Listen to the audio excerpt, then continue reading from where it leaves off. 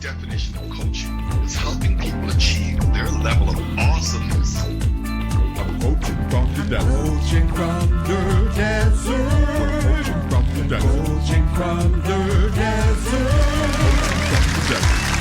Coaching from the desert. Hey. Welcome to Coaching from the Desert, the official podcast of the International Coaching Federation, ICF, Arizona chapter. I am Dave A. Cornelius, affectionately called or known as Dr. Dave. Today, we're going to talk about the future of coaching, which we're talking about AI, the impact of AI on the coaching market. And, can we build a little bit more awareness about AI and how that's going to impact us as coaches? And maybe there's some acceptance that we may lean into in the process. So we may have a hypothesis that thinks that AI solutions may lessen entry-level coaching opportunities, maybe because of lower cost. The demand for experienced ICF coaches who provide this great transformational services, is expected to grow significantly, right? So we may need 24/7 interaction with an AI who may sit in our place, late at night or early in the mornings. So this is part of the conversation that we're going to have today with my friend Art Jones. And so things are changing, things are shifting. AI is getting more prolific, it's getting better, but I'm saying coaches who embrace this technology, particularly AI, and emphasize their unique human-centric skills will always thrive, right? It's always going to be that. So let's bring Art Jones on and let's start our conversation about AI. Hey, Art, what's going on, brother? Hello, Dr. Dave. How are you? Good. So I hope you have a phrase or statement or that inspired you as a coach. But I'm telling you, if you want to stretch yourself today, I want you to sing a song for us. Okay. or maybe it's just a chorus of a song. If you want to stretch yourself, just you don't a chorus have of a song. Yeah. Well, that's a good one. I wish I had a prompt that I was looking at or just listened to a song that I could sing. I had a college mate that would always, when he would visit me in California, he would be, my wife would be cooking in the kitchen, and he would be standing there just laughing his head off, singing, "Me and Mrs. Jones, we've got a thing going on." And it always cracked me up because he was we called him, his name was Jim Gittens. And we called him JG the Experience because whenever he was around, he was a delightful man. That's wonderful, man. He was, and because he's now left us, but he was amazing for as long as he was here with us. That is so cool. Me and Mrs. Jones. That's a great song. That's a really great song. Yeah, it is.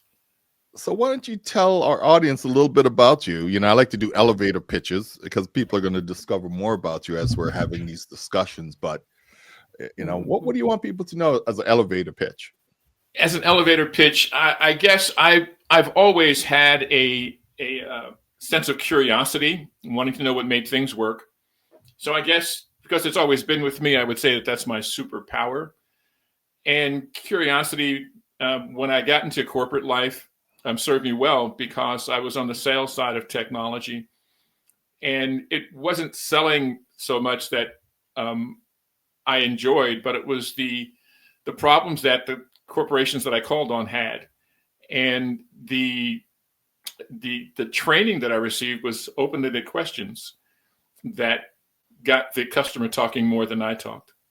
Nice. And although I have the gift of gab, I learned very quickly that if I could get the customer to tell me all that I needed to know about what was going on in the enterprise at all levels, I could determine whether the technology I was selling was a match. And if it was, then we had a basis for doing business. And the funny thing about that is that all of those years, I would pound my chest and think that I was a super salesman. And the reality was I was a business analyst, a solution architect, and project manager. And I was good at those things. But in hindsight, I was a pretty good coach because all of the questions I was asking were open-ended. And I learned to just ask a really thoughtful and insightful question. And the clients would eventually say, Arthur, you've found the problems that we thought we had. You found problems that we didn't know we had, but you haven't what we're going to buy from your corporation yet. And that's what our clients do when we're coaching them. They come to the realization on their own. So long before I got coach training, I had coach training when I was at Xerox Corporation, and it served me well for all these years. That's not exactly an elevator pitch because I think we're at the 100th floor by now because that was kind of long, but that's a little background on where I come from. No, you're climbing, you're climbing. Yeah. Hey, so if you had a crystal ball and you could look into it, what do you think the future of coaching would look like? Wow, that's a really thoughtful question and thought-provoking, because I think of it this way. If I put myself in the coaching bubble and I'm only thinking about coaching, with the myriad of modalities of coaching, from integral coaching to the grow process or whatever, then I think it's myopic. I'm not taking in consideration all the systems and forces at work in the world. And when I think that way, I think of Microsoft and Copilot, Salesforce, and they have 150,000 clients that have thousands of employees that are all using their platform. And now Salesforce is building AI agents to bake into the platform. So you take 150,000 customers that each have 1,000 at minimum employees. There are a lot of people that are becoming familiar with AI beyond just prompting AI. Right. There are a lot of people that are managing AI agents, having conversations with a team of agents that are doing work for them. And I think what that does to our profession in coaching, it changes the mindset of the clients that we serve. Because they come from a place where they might have one or two agents that check in every day, and they have to have conversations with those AI agents. And that leads them to have an expectation for what AI can do. And I think it makes it incumbent upon us as coaches to acknowledge our strength, which is our lived experience, our empathy and compassion, things that the AI doesn't have. But we have to become really adept, beginning now and certainly in the future, to make that part of the brand story we tell about ourselves and the coaching that we provide. Because that's what an AI agent or an AI coach platform doesn't have. No, that's really great, man, because then, as we're looking at certifications and we have all of these AI agents that's coming online, we start going like, so what does it mean for the ROI of becoming an ICF certified coach? What's that all about? If we have all of these AI agents out there that's going to help us, will there be a replacement, or when I get as much value from that certification? I think we will. And okay. I think, coaching's been around for 30 years. Well, ICF has been around for 30 years or thereabouts. Yeah. And with the code of ethics and the core competencies that come with that, and all the training and the CEUs that we can get, we become very adept at coaching. And I think the thing that now it's incumbent upon us to really do is that brand, that storytelling about what coaching is as compared to and juxtaposed with a large language model like ChatGPT or Anthropic or Gemini, or that's a long list now of things that people are encountering and engaging with. And like the Salesforce story I told, when Amazon and Apple and Google and Microsoft all have, like Microsoft has Copilot, Right. and Yeah. Copilot is an agentic AI that we will work with. And if you have a Microsoft Teams account and you're using Outlook and that ecosystem, you'll have in that ecosystem something that you can train to do the work that you did yesterday. The AI will do for you tomorrow. Mm. That means that maybe you'll become a hybrid coach. By hybrid coach, that means that you are going to embrace AI the way that Microsoft and Apple are embracing AI. And as a coach, you're going to use AI to onboard. Well, maybe you're going to use AI to find your ideal client that you're going to serve. You're going to market to them using AI. You're going to give them a sample of what your type of coaching is. Yeah. Maybe because you've baked some of your coaching process into an AI. So on your website, there's a button that says, I'm glad you clicked that button. And I'm glad, if you'd like to see what my coaching methodology is like, let's just have a little chat. Tell me what's going on with you today. What would you like to talk about? And you give them a 5-minute sample. Because remember, at work, they're talking to Copilot on a Microsoft desktop. Yeah. And that sample that makes you the hybrid coach. You're using AI for brand strategy, for marketing and business development strategy. You might be using AI to analyze the conversation that you just had in the coaching session with the client's permission. Because if you do that at every session and you have a session twice a month, right, after 3 months, you've got 6 sessions, and you could see how the nuance changes and how the intention of the client changes, and the sentiment and intention change is showing the growth and the as they reach and get closer and closer to the goal that they're working with you to achieve. And right now we have to do that in a kind of an anecdotal way. With AI, we can do that in a more measured and process-driven way, and that's a gift to the clients that we serve. So I'm telling the story of the hybrid coach right now, all of these tools and packaging and branding that we can do. But what's funny, Dr. Dave, is that I've been tinkering with these AI platforms for now on near 3 years. Yeah. And being a technologist in general, I have no aversion to it. I love technology. But the deeper I go, the more I learn. The more committed I become to being a heart-centered coach. Yeah. And because I know that is where we get transformative coaching, where clients get transformative results. And, in the exploration of AI technology for coaching, there's a thesis with the people that have been researching these platforms. People have been building platforms and then researching them in academia. And they've determined that if we break the results that our clients get or the challenges that they bring to us, some of them are transactional. I want to stop. I want to stop smoking. I want to be more punctual. Those are transactional kind of things that require some coaching. Yeah. Yeah. Some things are transitional. I have this job and I'm getting a promotion tomorrow.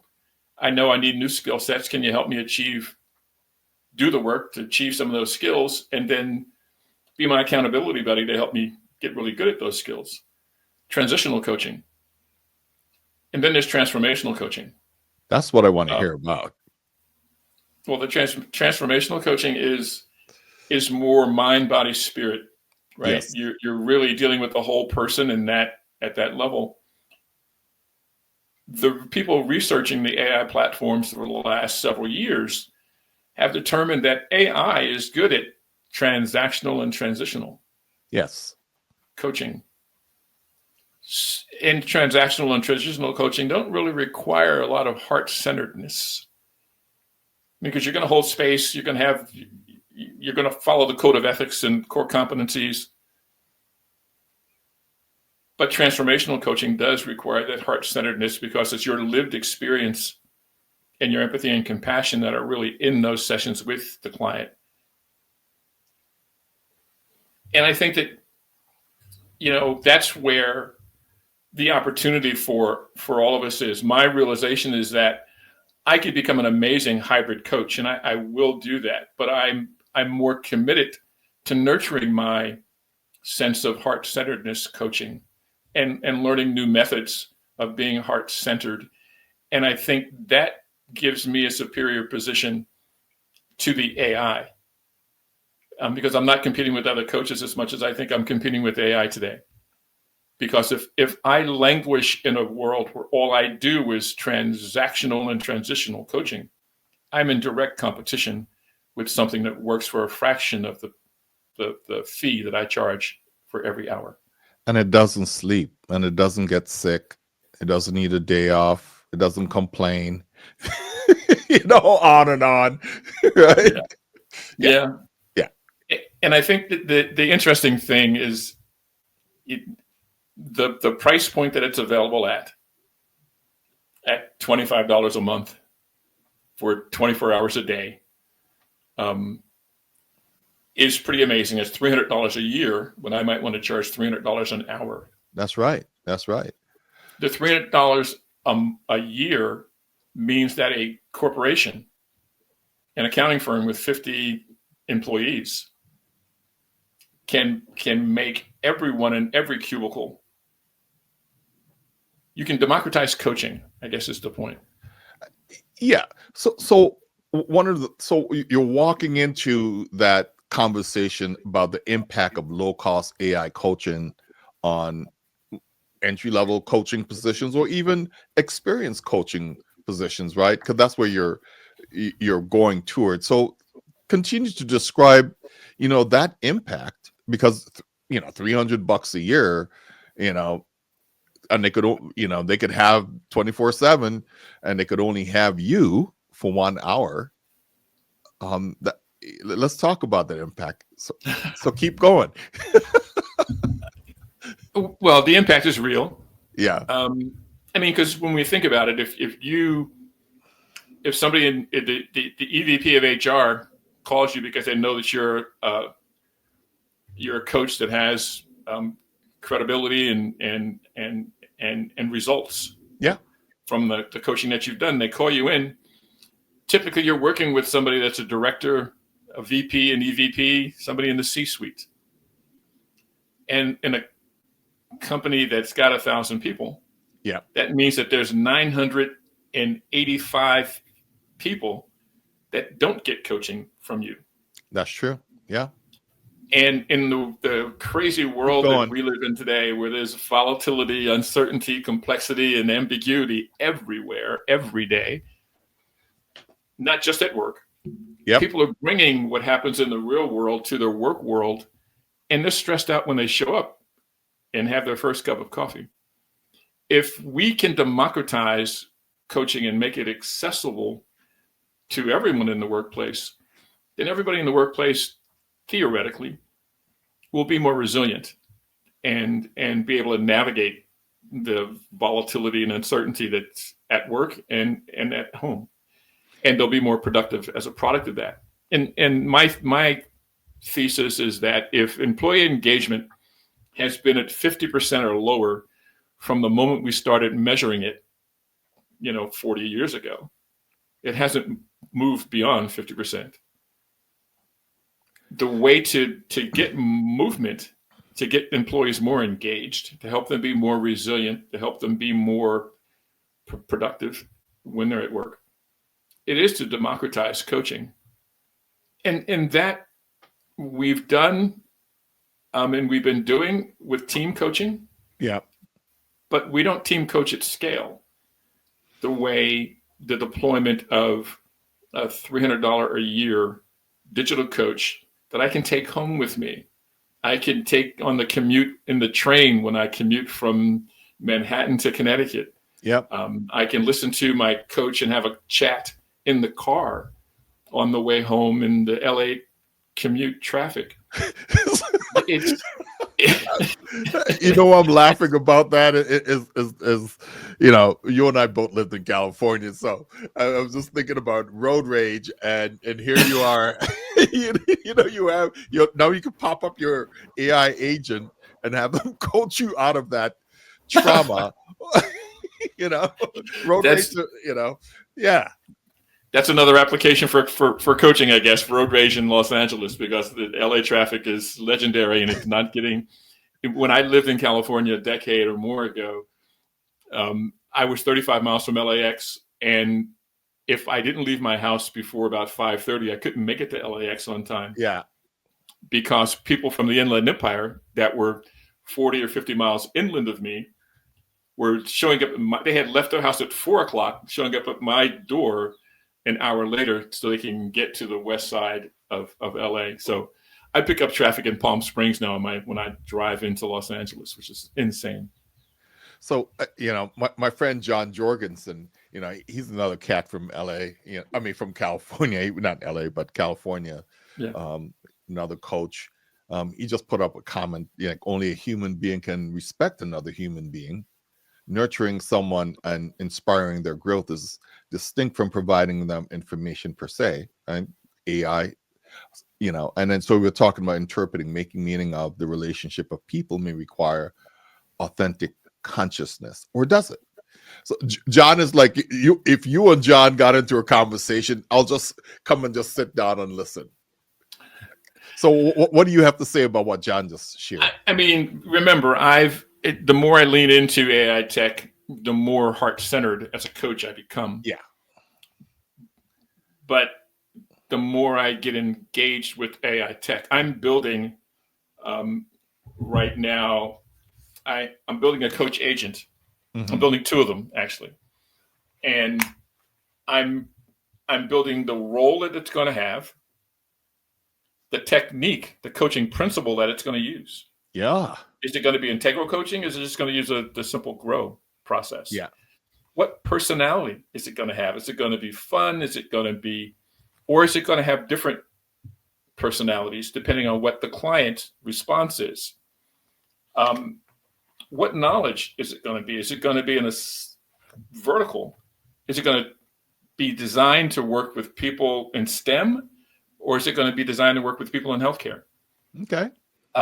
I can do all of that from my desktop, working in the back end of the coach that's going to represent me. Yes. Live on my website, so people that don't get access to me can get access to it. I can scale, because how many of those? I can make as many as I want. Yeah. And deploy them. And remember that on the a friend of mine that lives in the UK has a name that I just love. His name is Jazz. J-A-Z. Yeah. Rasool. Yeah, and Jazz Rasool. Yes. He reminds me of Neil deGrasse Tyson, because he's an astrophysicist and a scientist, but he's a brilliant coach. And he built a graphic, and I would show that graphic to John, because the graphic shows where AI coaching has the capacity to do transactional and transitional coaching. Full stop. Yeah. It is as good as we are in transactional and transitional coaching. That is a little alarming, because if that's what you do, you're competing with that. What John, I think, was referencing is that I'm having a conversation with somebody that's really trying to grapple with something that's serious, and it's a transformation that they seek. Transformative coaching is the domain of human coaches. I agree. But if the workplace is now immersed in AI, and the leadership in those companies is training you to use and engage with AI, and giving you agents that work for you as part of the team that you manage in AI, there's the notion that I told somebody this morning in 1989, I got my first cell phone. Yep.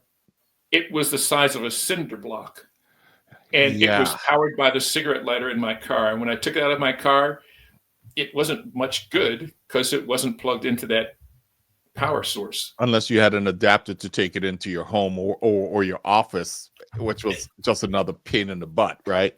Yeah, it was cumbersome. It was you were the new kid on the block with a cool toy, but and I loved it, but I'm glad that rapidly we moved toward the mobile devices that we have that were really mobile. But now the story I told this morning is that my mobile phone, I don't think of it even as a phone. It's just an appendage. Yeah, It's turned into something in the same way that the people that saw the first motor cars driving down the road when the horses were still tied up at the hitching post in front of the hardware store, they said, that noisy, smoky thing, get it out of here. Until we didn't say that anymore. And now look at where we are with cars that are electrified.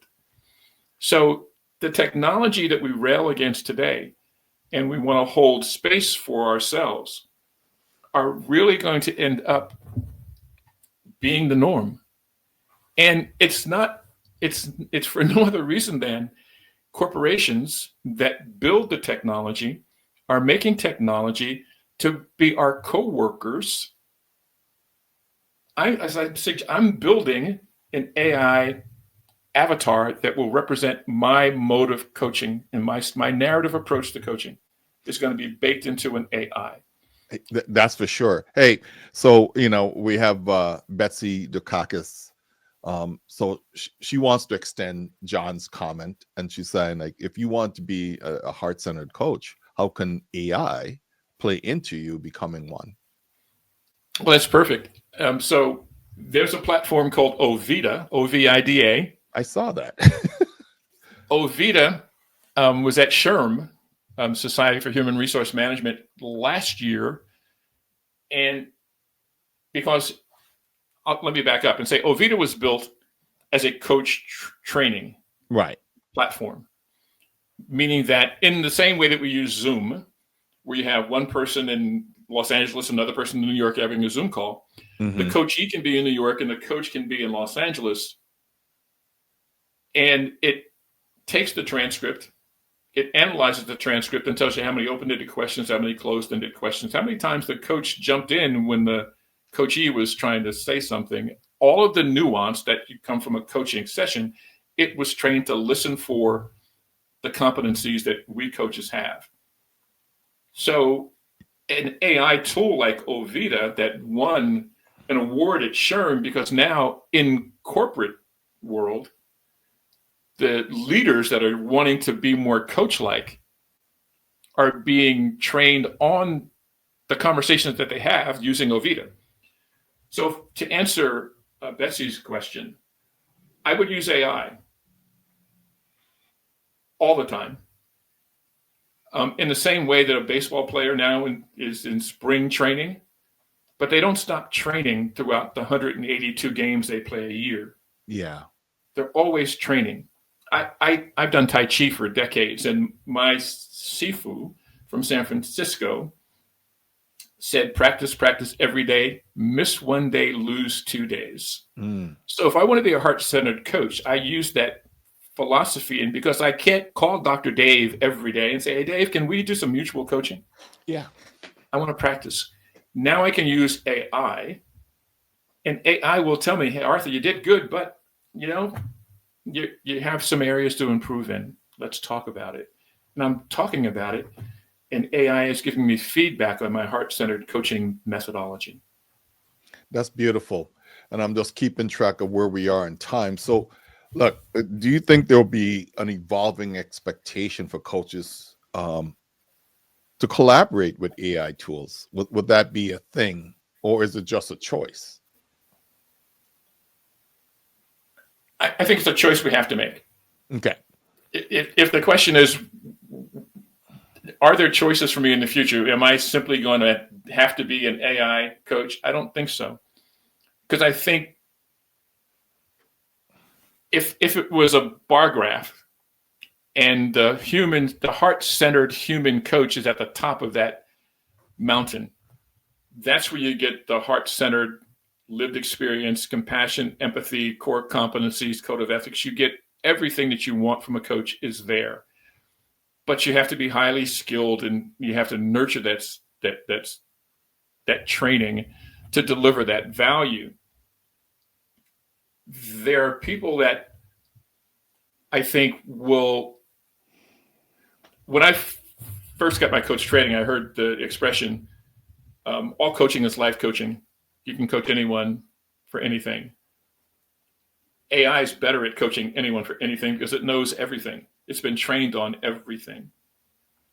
So I believe that not only do we need to tell the story, and a compelling story about why heart-centered coaching and why empathy and compassion are important for making transformative change when you're working with a coach. That's part of what I think is the super niche that coaches will occupy in the future. Okay. And super niche might be I work with RNs. I don't work with doctors. I work with RNs in this specialty area because I understand what their challenges are, and burnout and what have you. Or I work with engineers doing something very specific. It's a niche that I can tell a compelling story about my value to that professional in that niche. Because remember, in that niche, they're using AI every day. They have conversations with it. They have an expectation what it's capable of. So we have to carve out our story the narrative that is the story of the value that we bring is becoming more and more important to the practice of promoting our coaching services. So for experienced coaches, are there some opportunities that could help us stand out as we walk more and more into this AI-driven market? I think the opportunities are know yourself. I mean, it's not terribly different than what Socrates encouraged us to do 2,500 years ago. In philosophers throughout history have challenged us to know ourselves, and great leaders are often coached to know themselves better. Because if we know ourselves, then we can know others. If we don't know ourselves, we can't effectively know others. And coaches, that's our job. That's the work that we do. So I would say, make sure that you're constantly nurturing your self-awareness, because we're dynamic in these crazy days that we live in. Yeah. The systems in the world are shaping us every day and changing us. And as we change, I'll say it more simply. Have a coach and ensure that coach that the coach has is helping you maintain your self-awareness in a really material way, because your self-awareness is the starting point for telling the story of who you are, who you serve, and how you do it. Most definitely. So as we're coming closer to our time, I just want to talk, can you share 2 or 3 tips of how coaches can begin incorporating AI into their practice? I know you talk about what you're doing, but what would you recommend for any of the coaches who's going to listen to this podcast later for them to do? One of the things is that I've been thinking about this for a bit, and it's the idea that, we have the core competencies and code of ethics. Yeah. We've talked a lot about heart-centeredness and empathy and compassion, but it's nice. I've been working on a document that it's the value proposition canvas, and it's instructions that say, take 5 minutes to write down your top 3 uniquely human coaching qualities. List 3 specific client outcomes that only human interactions can achieve. Create 1 paragraph statement combining these elements into your unique value proposition, and then test this statement with a colleague or a mentor, get feedback. Start thinking about how you line up with the core competencies, and where you see your human qualities, your empathy and compassion manifested in the core competencies. Then you're telling a story to the client that resonates on both sides of the coin. Another thing is record a 5-minute segment of your next virtual coaching session with permission with the client, or if it's mutual coaching, like I'm coaching Dr. Dave or he's coaching me. Yeah. You record it, review the recording for these questions. How was my eye contact on camera? This is for the virtual coaching. Yeah. What was my energy level throughout that session? How effectively am I using silence and pacing during that session? Simply look to identify 3 specific improvements for your next coaching session. If being human is our advantage, then nurture our humanness to improve all the nuance that we bring to every moment of our coaching experience. I know. I was just thinking about eye contact, and then you see a robot, AI just coming in, looking at you. My mind just goes in these weird places sometimes. Let's get a little closer. The Matrix. Yeah. Oh, hilarious.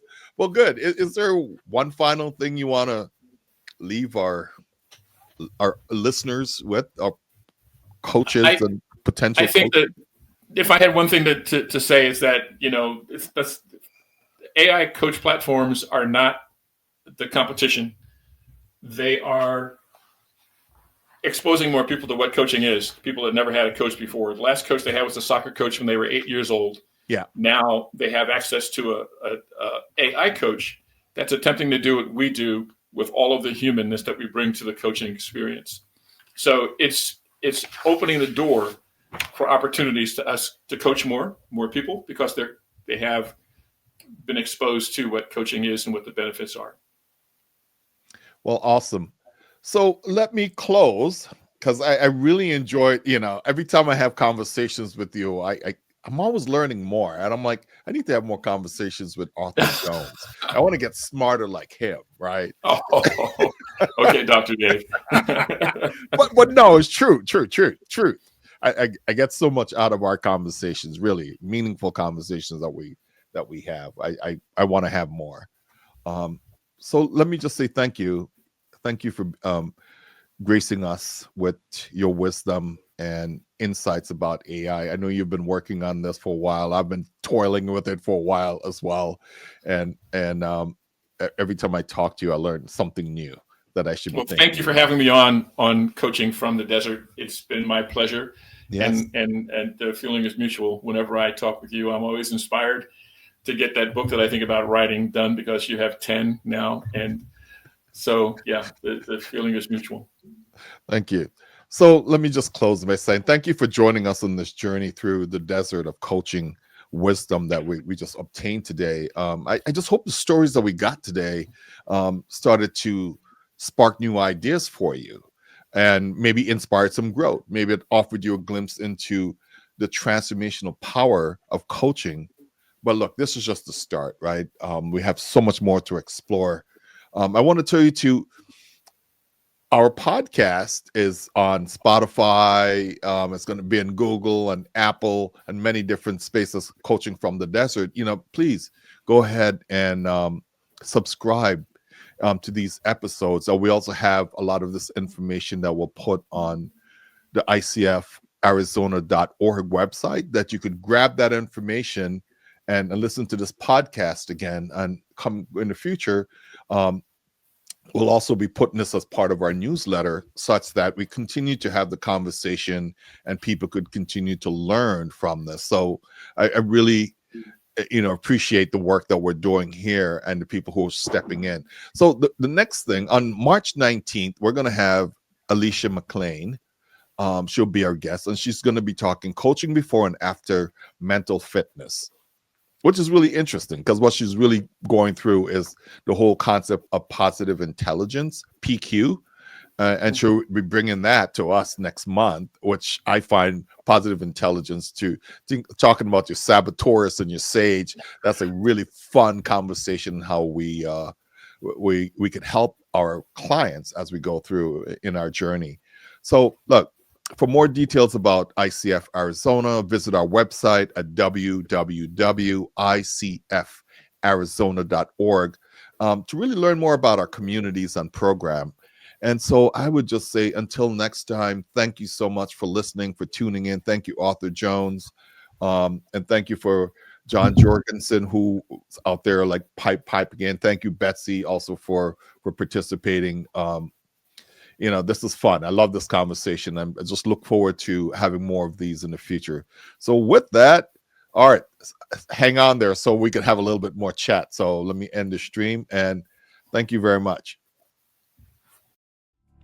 My definition of coaching is helping people achieve their level of awesomeness. Coaching from the desert. Coaching from the desert. Coaching from the desert.